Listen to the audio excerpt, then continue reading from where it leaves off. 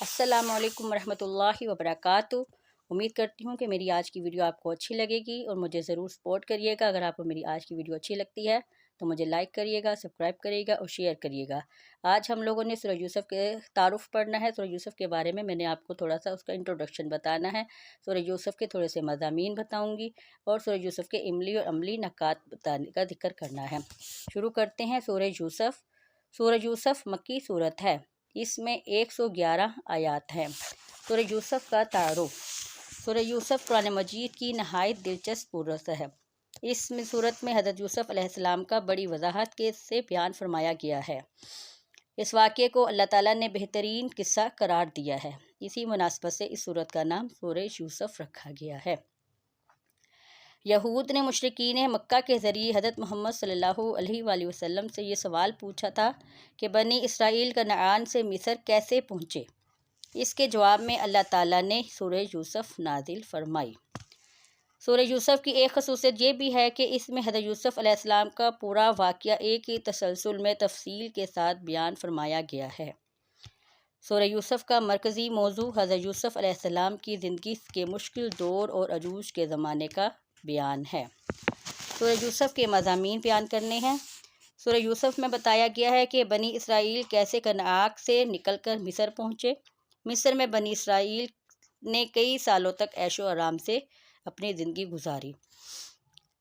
اللہ تعالیٰ نے حضرت یوسف علیہ السلام کی زندگی کو اتنی تفصیل کے ساتھ بیان فرما کر کافروں پر ایک حجت قائم فرما دی ہے جو حضرت محمد صلی اللہ علیہ وآلہ وسلم کی نبوت کا انکار کرتے تھے، جو نہیں مانتے تھے کہ آپ صلی اللہ علیہ وسلم اللہ کے آخری رسول ہیں۔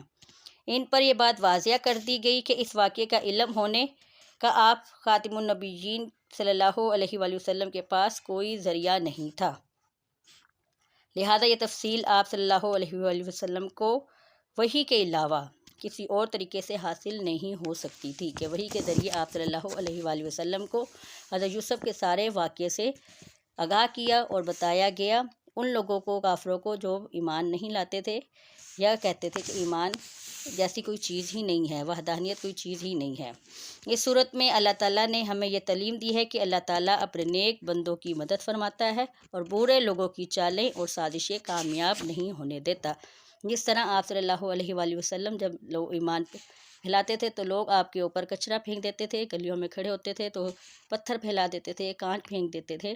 ان کی الگ الگ سی سازشیں ہوتی تھیں آپ کو اسے بھٹکانے کی، لیکن اللہ تعالیٰ صبر کرنے والوں کے ساتھ ہے۔ آپ صلی اللہ علیہ وآلہ وسلم نے صبر کیا اور ہنس کر ساری بات ٹال دیتے تھے اور کسی کو بھی کوئی بھی اس کی غلطی کی سزا نہیں دیتے تھے۔ حضرت یوسف علیہ السلام کے واقعے میں زندگی کے بہت سے گوشوں مثلاً ایمانات، ذکر، صبر، شکر، حیا، اخلاق، حسن سلوک، ہمدردی، درگزر، گھریلو زندگی، تجارت اور حکومت وغیرہ تک کے بارے رہنمائی عطا کی گئی ہے۔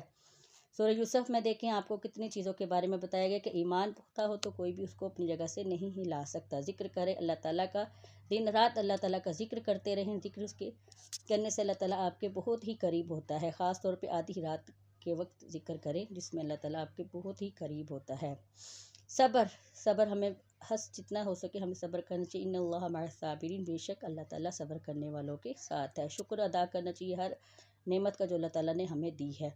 حیا ہے، شرم، اخلاق، آپ کا حضرت یوسف علیہ السلام کا ذکر کیا گیا اخلاق کے بارے میں، حسن سلوک کے بارے میں ذکر کیا گیا، ان کی ہمدردی کے بارے میں کہ ان کے اوپر جتنے بھی ظلم ہوئے لیکن انہوں نے ان کو برداشت کیا اور ایک دوسرے کے ہمدرد رہے جب وہ جیل میں تھے۔